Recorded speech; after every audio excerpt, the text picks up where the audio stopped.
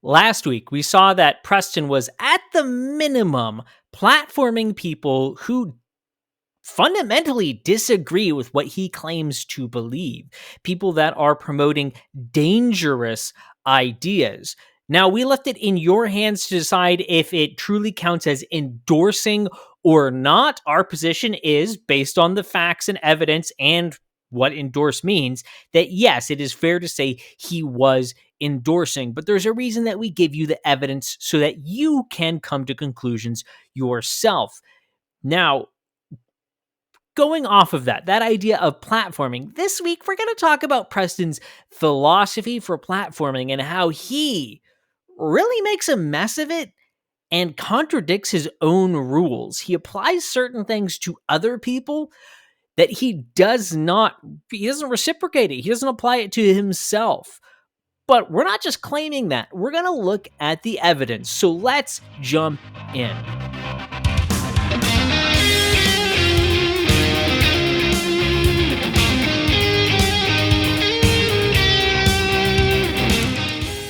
Welcome to the Enemies Within the Church podcast. You can go to enemieswithinthechurch.com to view the documentary if you haven't already.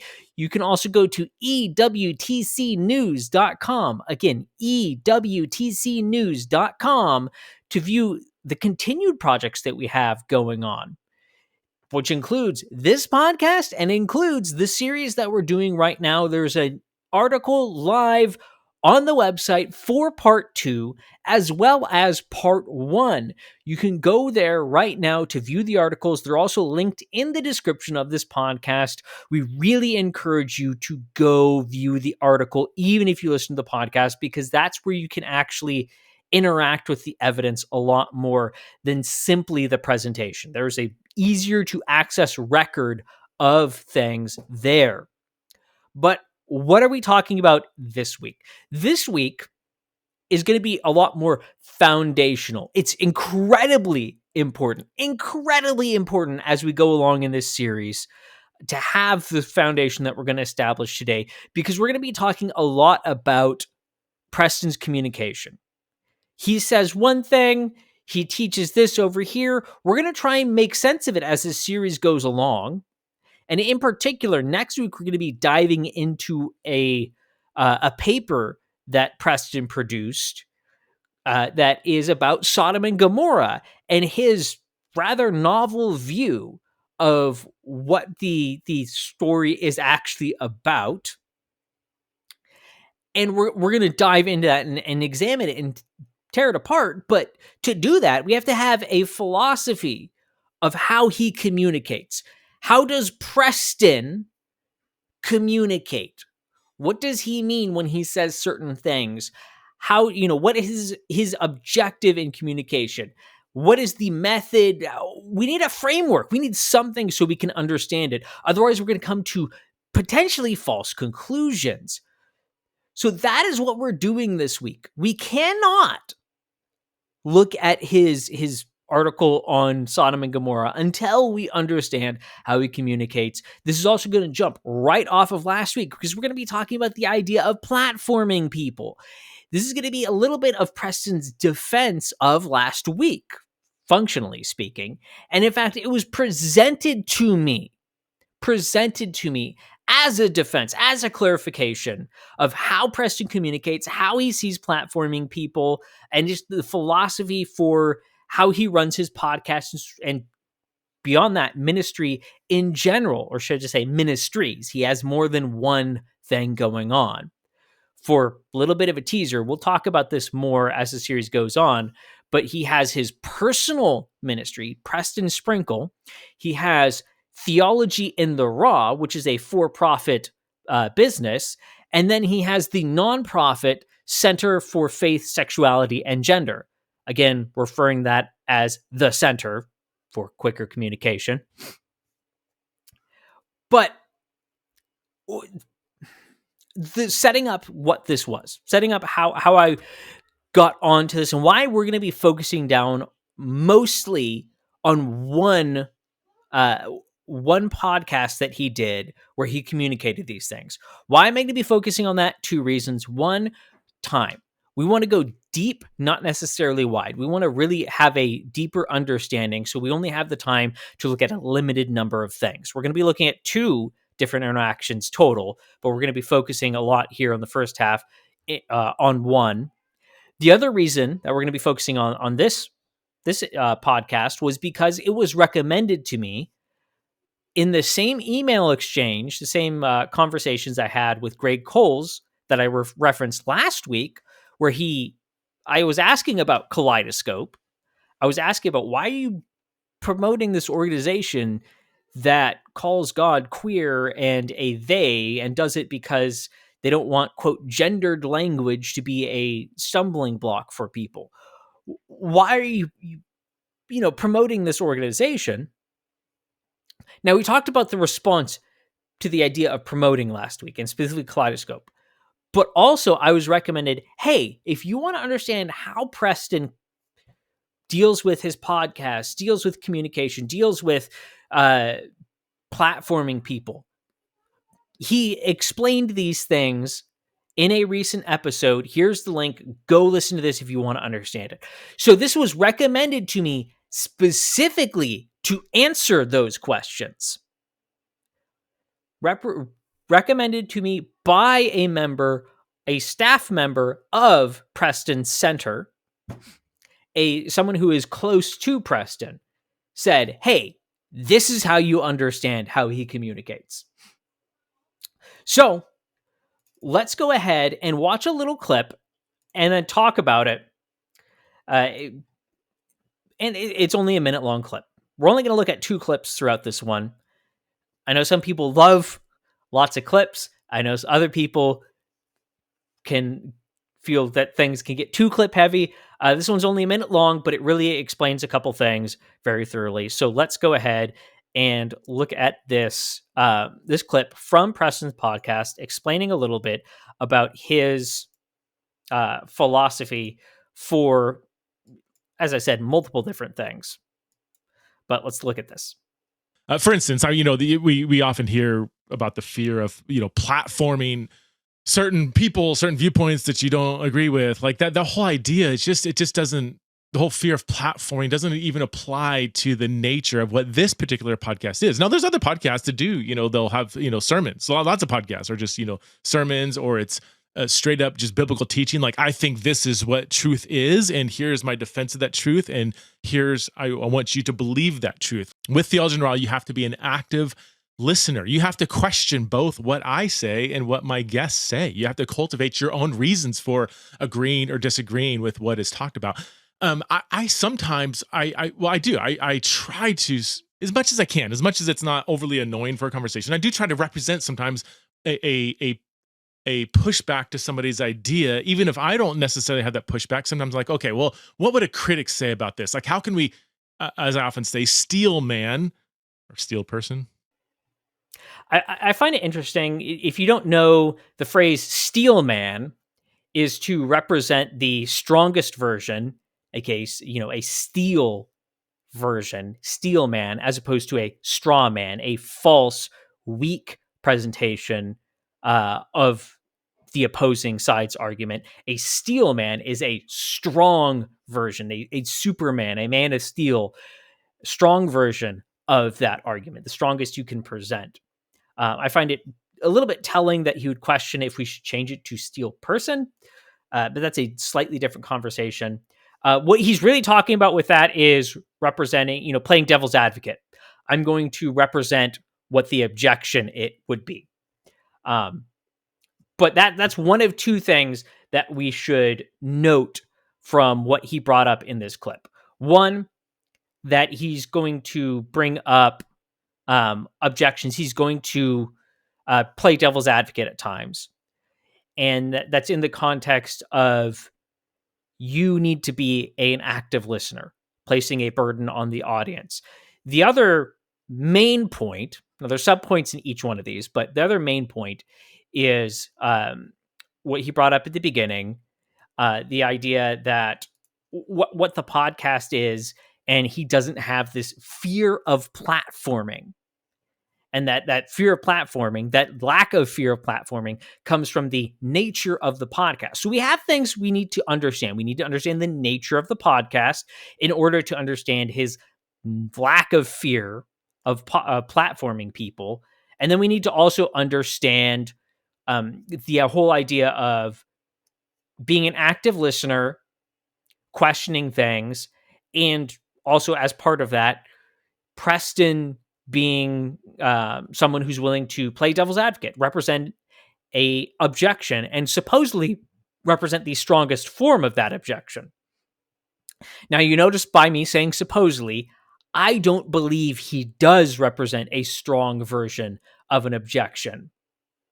But that is, again, we're going to start working towards that. Also in this podcast and on Theology in the Raw's website, and I think it might even be in other places as well, he has a mission statement. A mission statement. So if we want to understand the nature of the podcast, we need to understand the mission. Well, what is the mission? The mission is the Theology in the Raw podcast aims to help believers think Christianly about theological and cultural issues by engaging in curious conversations with a diverse range of thoughtful people. Fair enough. But really, what does that mean in the end? It's a little bit vague. It's specific enough to give you an idea, and in particular, it's specific enough to trigger an idea in your mind. It's easy to read that and then fill in definitions.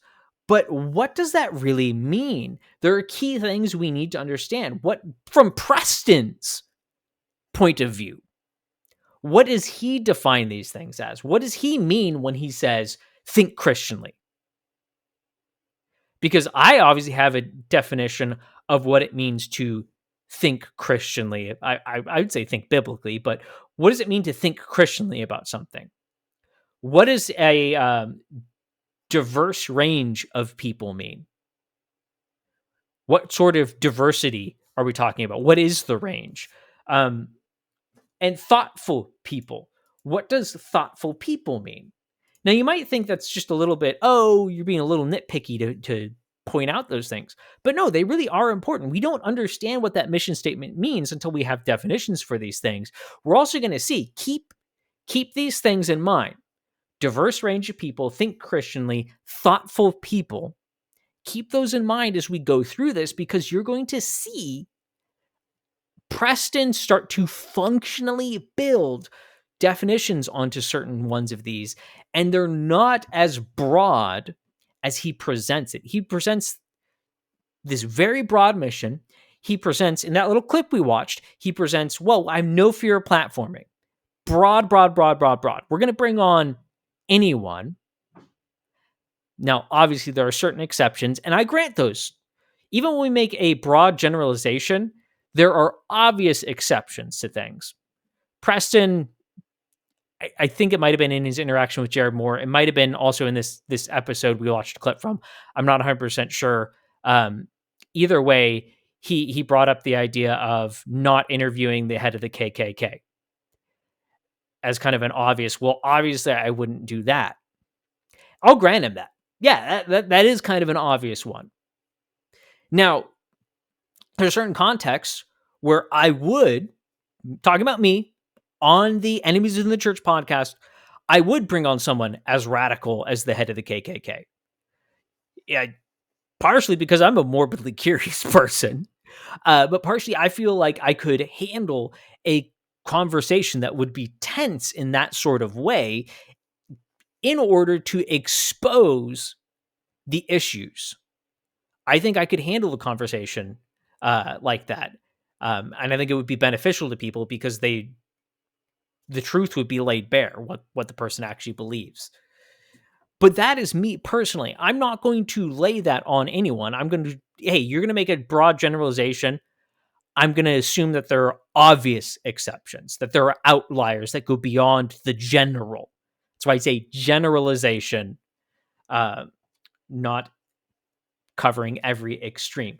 So just to point out, I'm being granting him some certain things there, but we've got to get down. Now, one thing I want to point out, the mission statement and his statement about fear of platforming and the nature of the podcast, there's a contradiction. Not necessarily an unresolvable contradiction, though it would take a pretty hefty amount of clarification and explaining, something that Preston has not done. But there's a contradiction between those two, because he talks about not having fear of platform. He talks about the nature of the podcast, because the podcast, it's not a sermon, it's not teaching, it's not trying to explain a specific theological concept, a biblical truth. Rather, it's just about conversations. Well, he says that, but then the mission statement says that it is trying to get people to think Christianly. It's trying to help people think Christianly. Well, that's a statement of, that mission statement is a statement of a desire to teach people. If you want to take people from a position of not thinking Christianly to thinking Christianly on a specific subject, that is transforming their knowledge on the subject, aka teaching them, bringing them from a place of ignorance on the subject and or limited knowledge to a place of greater knowledge on the subject. Again, teaching. The mission statement says the podcast is there to teach. Now, this mission statement covers more than the podcast, despite it saying the podcast. It covers theology in the raw in general, so his Exiles in Babylon conference and some other things. There is a very, despite them being two different organizations, legally speaking, there's a massive amount of crossover, a very unclear crossover between the center and theology in the raw, and also theology in the raw sort of encompasses Preston's personal ministry as well. So what are the edges of this particular mission statement, and does it apply to more things, is a bit of an open question. But back onto the main point, there's that contradiction. So what is it? Is it an educational podcast trying to teach people to think Christianly, or is it a podcast of conversations without the goal of teaching people? Well, that presents a problem. That presents a problem. Now, again, this was presented a little bit of a defense, because, hey, look, he's saying that he's not teaching, that these are just conversations, and through that, it's to help you start to learn via your own growth. We're going to talk about that pushing the responsibility onto the audience, but for the moment, we need to talk more about the first part, about that contradiction and that mission statement and that platforming idea. Because let's put it this way: if the conversation, if it is simply a conversation without an objective, without teaching, then it is a pointless podcast, because no longer is there, it's not accomplishing the mission statement, the objective, the stated claimed objective. It's not accomplishing that. It is becomes a pointless thing, because there's no conversation that is devoid of promoting an idea, of teaching something. Right now, I'm communicating an idea. I'm taking an idea, I'm trying to condense it down while also getting the details of it and transmitting that information to you. What Preston is promoting is a postmodern idea that there isn't objective truth, that these conversations aren't hard and factual, but these soft things, and it's up to you to decide what the conversation means. Now, is that explicitly what he's saying? No, I'm not saying that. But functionally, that is the environment he's creating. There is not firm truth that his podcast is resting upon when it comes to the communication, the platforming people. It rather is simply irrational conversation. And I say irrational because he claims it's not about communicating specific truths and ideas, that these people are just here to babble functionally in the end. Is there a type of conversation? Let me clarify. Is there a type of conversation that is not teaching, is not promoting a specific idea and trying to get you to adopt that idea, not trying to promote a truth or a position? Yes, maybe with an asterisk. It'd be small talk. Small talk. That's specifically why we call it small talk, because it is this irrelevant conversation. It's useful, it's fun, you're engaging with someone, but it's not that larger conversation. It's these small things, the little things. How's the weather? Now, again, you could put an asterisk there. If you want to get down to the details, you could say that, well, you saying that the weather is nice today is trying to teach the person something. You claim that the weather is nice and you want them to agree. There's a slight muddiness there, asterisk next to it, but the basic is it is that sort of conversation. So this is the good question. Is he saying that his podcast, that the conversations he has, is he saying that they're just small talk? Is that what he's saying? No, it's not. Clearly, it's not.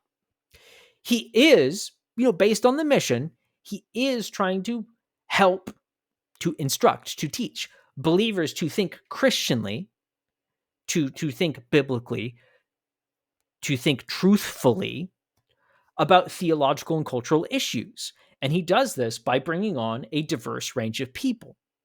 Now, he says that he has no fear of platforming because of that nature of the podcast. But that is just not true. Not true. We're going to really dive into that here in a minute, but he made this abundantly clear in his podcast that he did with Jared Moore. Abundantly clear. We're going to look at a clip from that. We're going to not just make that statement, we're going to look at it. But it shows that he has limits where he states that he doesn't have limits, but then he puts limits. This is the standard thing that you see in what has been called the new tolerance, political correctness, so on and so forth, where they, quote, tolerate everything, except for the things that we deem intolerant. Christianity, that's bigoted and hateful. We will not tolerate it in the name of tolerating things. It's contradictory. So we see that Preston, by not establishing clear lines, is starting to have an arbitrary and contradictory standard. He's also saying he's not teaching. Well, he is indeed teaching. So this goes into last week when he's presenting. Is he endorsing Kaleidoscope or is he not? Is he trying to teach you through some of the comments he made in that podcast, through questions he asked of his guest and the conversations that the guest had, Elizabeth Black, president of Kaleidoscope? Is that not teaching? Well, it seems that if we're going to try and form an opinion on what Preston is presenting, then yes, it is. Unless he's lying about his mission statement. But the conversations are obviously not simply small talk. They are presenting ideas. Preston's engaging with them, sometimes building off of them, going further than his guest. So to some degree, it is teaching. Now, if you disagree with me on that, please put your argumentation of why. I would like to hear an explanation of why. Why Preston's podcast, in particular the podcast, why it isn't teaching. Now, I already said that I would interview a lot of people I don't agree with. There's a conversation I'm having behind the scenes with someone who radically don't agree with that might be coming on for an interview. Why would I be willing to do this?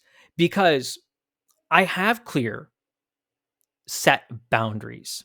We've defined what the podcast is. And if I were to bring on someone that we do not agree with here at Enemies Within the Church, I'd clarify that. I'd provide you the context for the conversation. What is the context? Who is this person? Is this someone that we disagree with? Where are the lines and limits? And what is the nature of the conversation? Because the nature of the conversation is going to be to understand the person's position, understand the differences. Here is my beliefs. Here is their beliefs. Here are why they're different. And even go into, in that conversation or maybe later, why we as Christians hold, why the Bible has the position that is over here, and why we believe this, rather than the opinion that was presented. I'm also not going to allow the person to proselytize. I'm not going to allow them to come on and attempt to convert people to their position. So there are going to be limits. If they come on and they start breaking those limits, I'm going to step in as the host, as the controller of the conversation, as the surrogate for the audience. I am your gateway to the conversation. I represent you.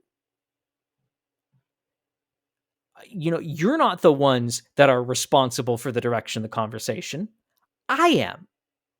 And I owe a debt of, not a debt. I owe responsibility to you as the audience, as the guide for the conversation. I owe it to you to present things in a way that are able to be understood and clear, with clear boundaries, definitions, parameters, so you can understand it and make sense of it. It's not on you. Now, it is ultimately on you to take that information, accurately presented, and then decide what you do to that. How do you respond? Your responsibility is in the response to the information that has been presented to you. I'm going to present what I am claiming is the truth, but I cannot force you to believe it. That's where your responsibility starts. Yes, you should question me, but, and we're going to look at this a tiny bit more, but that does not remove my responsibilities. Now, it irritates me. It really does irritate me that he would throw it back onto the audience, that he would say, you have to be an active listener. You have to question both what I say and what my guests say. Now, why would that irritate me? I want you to be an active listener. I want you to question what I'm saying. I want you to do it with the Bible open. I want you to go to God's word and say, is what Kyle said justifiable scripturally? Or is it going outside of scripture? Is it untrue what he said? I want you to question things. So why would I be annoyed with what Preston says? Well, he says, hey, I have no fear of platforming people. Yes, my goal is to teach you. I'm bringing people on in order to teach you something, in order to get you to think, quote, Christianly. But it's not on me to be your guide.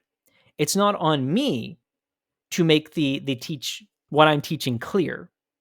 It is on you to be an active listener, to question my guests, question me. He's not actually calling. And if you don't believe me, go watch the clip again. Go read the article, and see where I'm getting that from. But he's not actually saying to truly question him. because he's not giving you the framework to do that.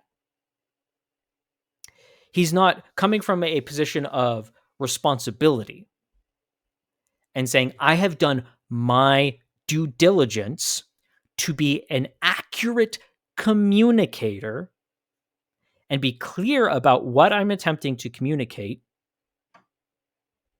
And now that I've done that, it's in your hands. He's doing something very different. He's saying, I don't have to be a clear communicator. Functionally, that's what he's saying. I don't have to be a clear communicator. That is your job. That's really frustrating. If I bring a guest on, even if it's a guest I agree with, I'm still responsible for the content being put out. I'm responsible for that. If something false is said by a guest and I don't catch it, it's then, yeah, I really hope you question it and you figure out it's wrong. But if someone points out, hey, that guest is teaching something heretical and you didn't catch it, and I look at it and go, oh my goodness, you're right, they are, I'm responsible for that. More than just me. I'm part of an organization. I'm part of Enemies Within the Church.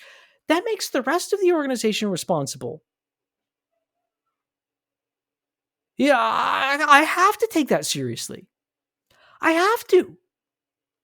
So it's really frustrating that he would functionally blame others. And this is something that's become really common in modern society, especially online discourse, is someone not taking responsibility for the content that they put out. They don't take responsibility for their communication in it. They throw it back onto the people. They blame others for, quote, misinterpreting or misrepresenting them, rather than taking responsibility for their communication. Sometimes, yeah, there are going to be outliers. There are going to be people that are unreasonable, that misrepresent what you said. But your responsibility is to the reasonable person. Did you accurately communicate to the reasonable person? Or when someone points out, hey, here's what you said and it makes no sense, do you then go, you're misrepresenting me? Or do you look at it and go, you know what? This made sense. This is something I have to do all the time. It's the biggest time sink when it comes to writing articles for me. I have to go back through and go, present it to other people and go, get feedback and look at it and go, did I communicate this to someone else or did I communicate this to myself? Far too often, I communicated in a way that made sense to me. So I left a lot of things out that were essential for someone else to understand the point I'm trying to make. Again, it's responsibility. It shocks me that Preston does not have this sense of responsibility, that he then throws it back on the audience. But this is just a very quick point here. I used to be before I was saved, very arrogant, know-it-all, willing to be manipulative, intellectual bully, ready to debate, at the drop of a hat. I was just, boom, I was ready to go. And I would destroy people. I would use my intellect to try and bully other people, to just try and destroy, to tear down other people, to make them look stupid and make myself look smarter and manipulate people through that into building false loyalty and getting them to adopt positions that they don't actually agree with without realizing it. That's who I was before Christ. And years afterwards as well, it took God beating it out of me. And oh my goodness, do I mean beating it out of me. He put me through a lot. And, I'm thankful for that. I'm thankful for the hardships I had to go through to get that beaten out of me. But when I look at the way that Preston frames some of these things, it just fires off red flags. It is very manipulative. He does a few things. One, he presents the idea, this is super common nowadays, if you agree with him, then you're a smart person. If you don't agree with him, then Well, by implication, you're a not smart person. You're not thoughtful. You're not nuanced. You're not thinking biblically, thinking Christianly. He presents, the smart people are the ones that agree with him, but he puts himself as above the other people. I am the smartest in the room. I'm going to use my language to try and build this superiority to then create this loyalty. If you want to understand the true meaning, we're going to look at this. This is important because you're going to see this next week. If you want to understand the true meaning of, Sodom and Gomorrah, you have to go to Preston because he's going to bring you the things that you can't get elsewhere. And particularly, you can't get from the Bible. You have to have this additional knowledge, this knowledge that goes beyond the ability to read the Bible. And once you have that, you unlock the secret knowledge. He builds loyalty through that. Now, if you're someone who's a fan of Preston, you're listening to this, please think about that the next time you're listening to how he presents and frames things and see if it is there or not. Question him a little bit more and see if you start to go, okay, he's kind of trying to force me into a position rather than honestly presenting it or simply just having a conversation. But he goes beyond simply not helping his listeners, but he actually muddies the waters. He talked about steel manning arguments. Again, we're not going to prove this point, but I have not seen a steel man version of an argument. I've seen plenty of straw man. I've seen plenty of, he'll represent a position that I have seen, but I would call it far from the steel man version. But I don't think that's an honest assessment of how he represents opposing views. But that's not the main point here. The main point is that he says, I'll play devil's advocate even when I don't agree with the objection. So it makes it harder to know when he's agreeing with his guest or not. Is he bringing someone on? He's representing counterpoints, but does he actually believe those counterpoints? Or does he agree with the guest? Now, again, I play devil's advocate here on the podcast. Not as much when it's just me, but specifically when Sam is on, I love to play devil's advocate and just see Sam have to respond to something. It's a beautiful exercise, but I really make it clear. Often after I'll represent something, Sam will respond, and then I'll jump in and start increasing, going further than what Sam said, or I'm showing my agreement with what Sam said. I'm making it clear that, hey, that was representing a counterpoint that is not my position.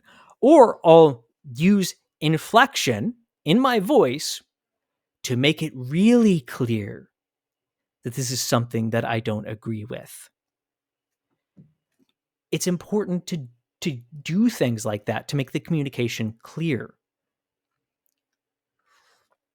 But it just throws such a monkey wrench into things because, again, we're trying to answer, will the real Preston Sprinkle please stand up? Who is he? What does he actually believe? Now, let's get some more examples on this, because this is where it's really going to go off the rails. You're really going to see the whole, what did I title as rules for thee, but not for me. This is where the rubber on that is going to hit the road. So let's watch some clips here from his interaction with Jared Moore. Now, for context, if you don't know, Jared Moore is a pastor and he is a outspoken critic of Preston. Well, after Rosaria Butterfield's comments at Liberty University, if you don't know about this, we have articles on it on the website. Preston saw these comments being amplified and then expanded upon by Jared Moore. And in Preston's words, you're going to see this, he broke his rules and brought Jared on. So this is him with someone he doesn't agree with. Here's his opinions of someone he doesn't agree with. And keep in mind, as compared to someone he does agree with. Hey friends, welcome back to another episode of Theology in the Raw. My guest today is a pastor from Tennessee named Jared, and this is going to be a different sort of Theology in the Raw episode, and I do want to say up front that I sort of broke my rule. My rule is that I just simply don't engage people on social media in any sort of like debatey way. Like if someone says, the goal was not to have a debate. I mean, I know that Jared, I'm pretty sure he would say the exact same thing, that we both represent two very different brands of Christianity, if I could put it like that. We have many differences in our beliefs. So I'm not really interested in debating those. All I'm interested in is saying, you say I believe this, I actually don't believe that. Would you please represent my views correctly? So please welcome to the show for the first and last time, the one and only Jared Moore. Okay, hey friends, I wanted to offer some afterward type thoughts on this conversation. Also, just to clarify, so I didn't bring Jared on to debate our differences. That was not the purpose of this conversation. That was, would never have done that. Would never have brought him on to debate. I'm not really interested in that at all. So there was a few times when I know he wanted to debate certain points and I just didn't want to go there. There's other times I think we kind of did go there and you saw how it went. That's exactly why I don't want to debate differences. All I wanted to do is to challenge him to stop lying about what I actually believe. I'm just not interested in debating with him. For me personally, I've never been interested in those kind of like debate conversations. I don't mind written debates, but I only like to do that with people that are acting in good faith, that are genuinely trying to understand what you are saying and can offer helpful critique with counter evidence to in a mutual pursuit of the truth. And in my opinion, maybe you feel differently. In my opinion, I don't think Jared would be someone who I am convinced is genuinely trying to represent what I actually say and believe, and is offering really helpful, rational, theologically precise counterpoints to the opposite. So I don't like debates in general, and I certainly would not be interested in having a debate with Jared. And second, I'm not the one running around calling people heretics. So if Rosaria or others think I'm a heretic, I would hope that they would contact me and discuss that with me. But she hasn't, and that's fine. I don't whatever. Like I don't really care. I do want to say this. If you are if I can say a heresy hunter and want to come on my podcast to do the same thing or whatever, just please. Don't. This is not what I normally do. This was an exception to the rule. And I'll talk in a second about whether I even should have done this conversation. My general policy is I assume accounts are a bot unless they prove themselves otherwise by using humanizing speech. And so by how bizarre some of the claims were made, I didn't think it was a real account. I did a little more research and I was like, oh no, I think this is actually a real person. So, There was one time when I, made this comment that I wouldn't even invite him to speak at the Exiles conference. I think that was just a distraction. I know he returned to that a few times, and just to be clear, it's not that I normally would invite Jared to come speak at Theology in the Raw, but he's kind of unkind on social media. I think that's how he took it, or I think I might have made that comment, look at your Twitter feed and your tone and stuff. That's just scratching the surface why I would never have Jared speak at Exiles. I mean, I think he represents a brand of Christianity that's just so categorically different from the brand of Christianity that I find close to the heart and truth of Jesus. But also, I just don't find his reasoning skills to be up to par with the kind of speakers I find interesting enough to speak at Exiles. Really bizarre, but he's gone after, Sam Alberry. He's gone after Rebecca McLaughlin. The few minutes I spent scrolling his feed, which I did for a few minutes and won't ever do it again. I was like, oh my word, this guy's just like attacking so many, I would say, very conservative Christians. So I know that he repeated several things over and over in that, but I really felt it was important to show how many times he returned to certain things, how many times he was trying to emphasize certain things, because it's clarifying. He felt these were important enough to repeat. He really wanted to hammer down debate, not having a debate. But it shows through that, it shows that he actually has a philosophy of not engaging with people that he disagrees with on a, quote, fundamental level. That someone who represents a, quote, different brand of Christianity, which he brought up twice, with these fundamental differences, is someone he's not willing to engage with. So we see there that he has in his definition, there is a brand of Christianity that is good, a brand that is bad to him, and that he's only willing to engage with the people that are in the good brand of Christianity, which means when he's bringing on Elizabeth Black of Kaleidoscope, well, he's saying that she's in the good brand of Christianity. That is functionally what he's saying here, which raises all sorts of weird questions. Also goes into the whole idea of, I want to bring up a straw man. I want to bring up a steel man. I want to represent a counterpoint.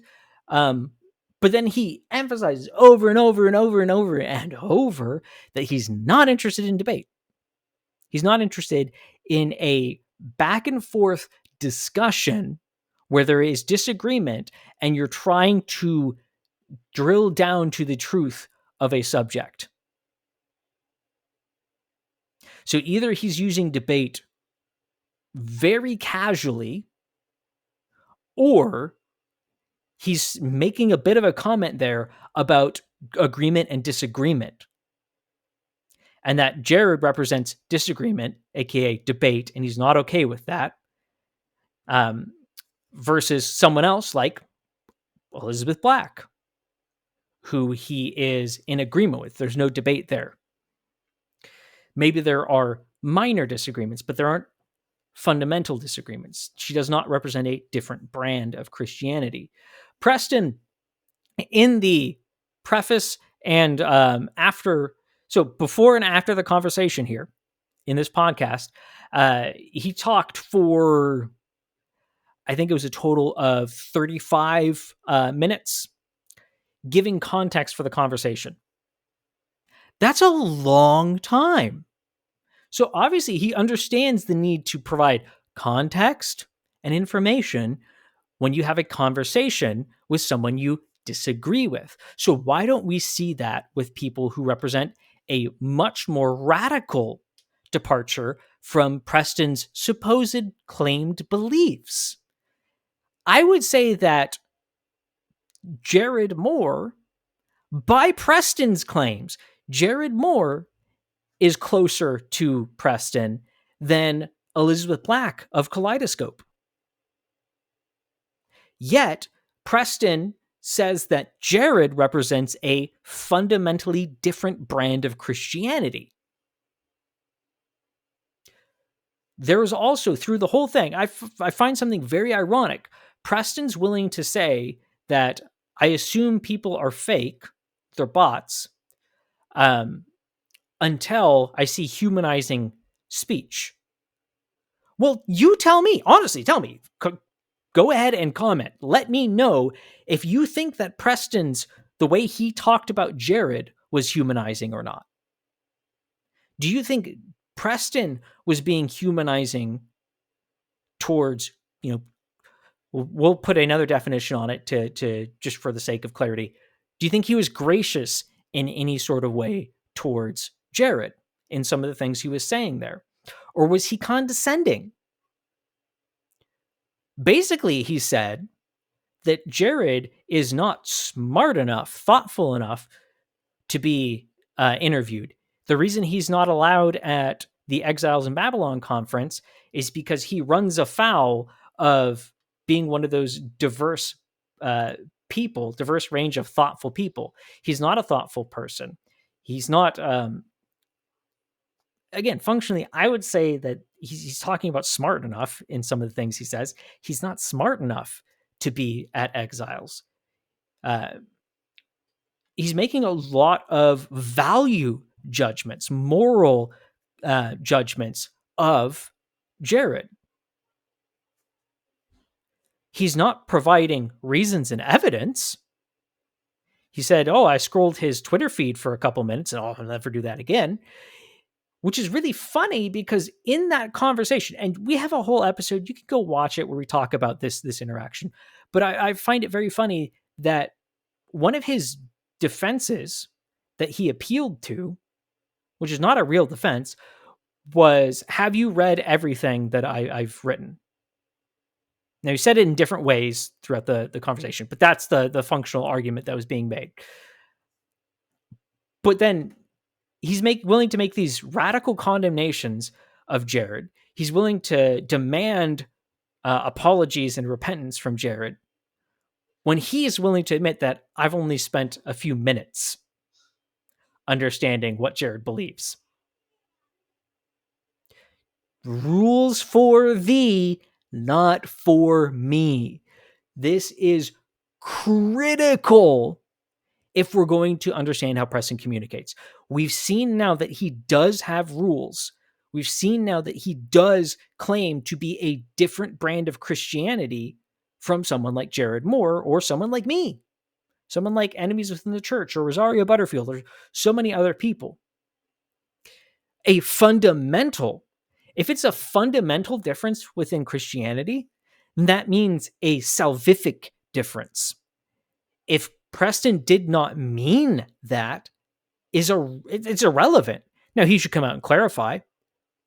And he should, if he wants to clarify and say, that's not what I meant. I didn't mean that. I'm saying that the brand of Christianity that Jared holds to is heretical. If that's not what he meant, then he needs to come out and clarify and say, hey, despite the language I used, which means that there is a fundamental difference, and a fundamental difference would be a salvific difference. Despite that language, that's not what I meant. I retract that. That's the key thing. When you make a mistake, you retract it. If he wants to make that clarification, he can. But the words he said make a salvific difference. So he is saying the difference between me and him, between me and Preston, is salvific. That there is, one of us is saved, or if we are truly following the tenets of our brand of Christianity, that one of us is saved and one of us is not. Now, I'm going to grant something, because this is important. We need to grant this everywhere.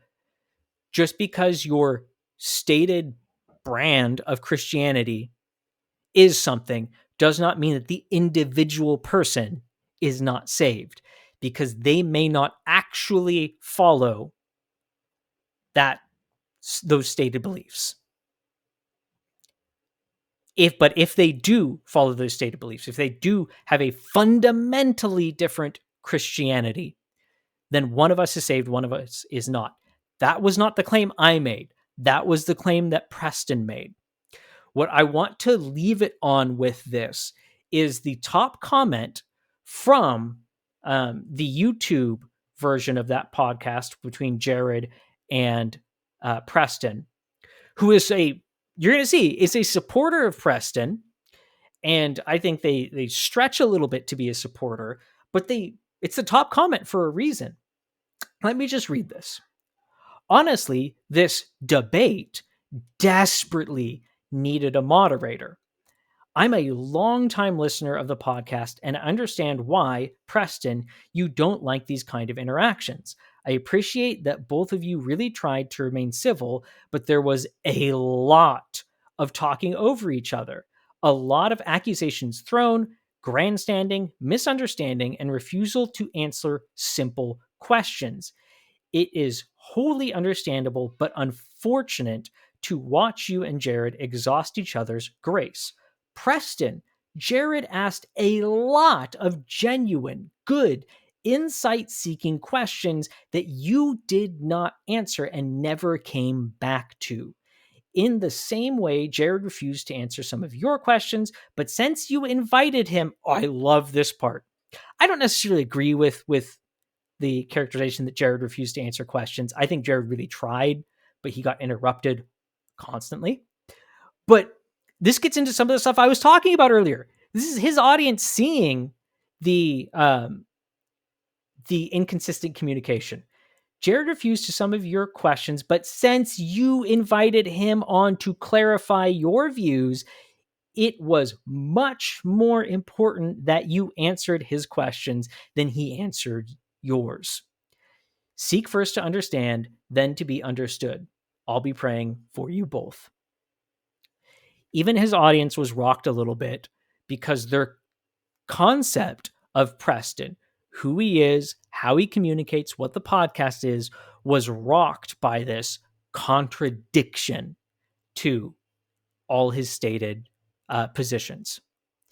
This is important because it means we cannot simply take Preston's word for things. We cannot just look at him and go, okay, you said this, I'm going to believe you. We have to investigate further. We know that he's not being perfectly clear on things, whether that's intentional or not. We're not answering that question, the question of intentional deception or unintentional deception. And I think just in general, we learned that Preston is not going to hold himself to the same rules he holds others to. I mean, for goodness sake, he said, "Oh, I wish these people that have things against me would contact me." I've emailed Preston multiple times. I searched multiple ways to get a hold of him. I reached out to, again, someone close to him, Greg Coles at the center, and multiple things, made multiple offers. He could talk to me completely off the record. I offered multiple times to go down to Boise and have a completely off the record conversation that Preston gets to define and control. So I've done that. But again, rules for thee and not for me. He wants other people to reach out to him, but when they do, he's not willing to talk to them. But I think the most fundamental thing we learned today is by Preston's definition, he represents a fundamentally different brand of Christianity. We're going to have to look at that over the next few installments. Again, they won't be every week, but the next few parts of this series, we're going to start defining that. What is Preston's brand of Christianity?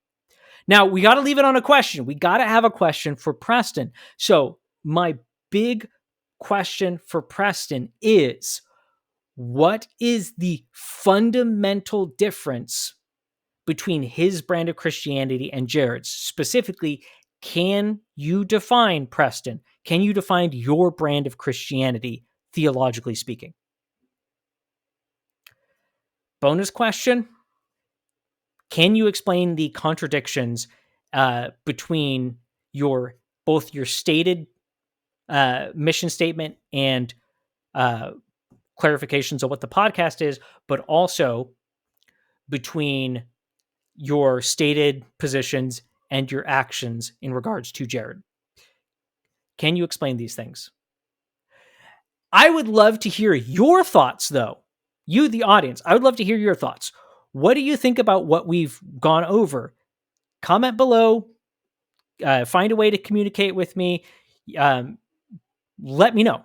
I want to hear your thoughts. I want to know what you think. If you found this useful, if you found this helpful for understanding Preston, go ahead. Well, if you haven't seen part 1, go watch part 1. If you found it useful and helpful and you know someone who is a fan of Preston and you want to have a conversation with them, I would be honored if you watch this with them or if you had them watch it and then discuss it.